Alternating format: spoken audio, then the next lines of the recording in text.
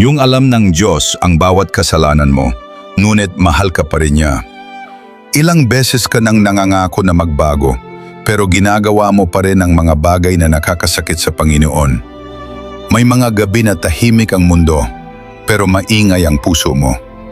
Puno ng tanong, puno ng pagsisisi, puno ng pagod, at minsan sa katahimikan naiisip mo, Lord, mahal mo pa ba ako? Hindi ka perpekto. May mga pangakong hindi mo natupad. May mga panalangin kang sinimulan pero iniwan.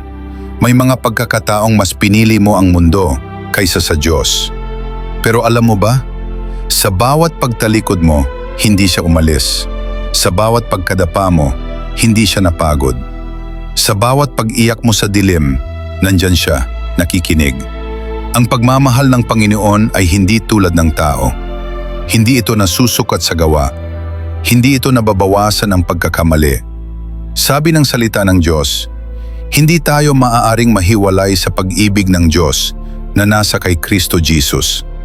Roma 8:39. Mahal ka ng Diyos kahit wasak ka, kahit pagod ka, kahit pakiramdam mo wala ka ng lakas maniwala. Mahal ka niya hindi dahil karapat-dapat ka, kundi dahil siya ang Diyos na nagmamahal. Kung ngayong sandali ay mabigat ang dibdib mo, isara mo muna ang mata mo. Huminga ka. Manalangin tayo ng sabay. Panginoon, kung hindi ko na kayang magmahal, yakapin mo ako. I-type mo sa comments, Lord, salamat sa pag-ibig mo. I-share mo ito sa taong kailangan ng paalala na mahal siya ng Diyos. Hindi ka iniwan, hindi ka kinalimutan.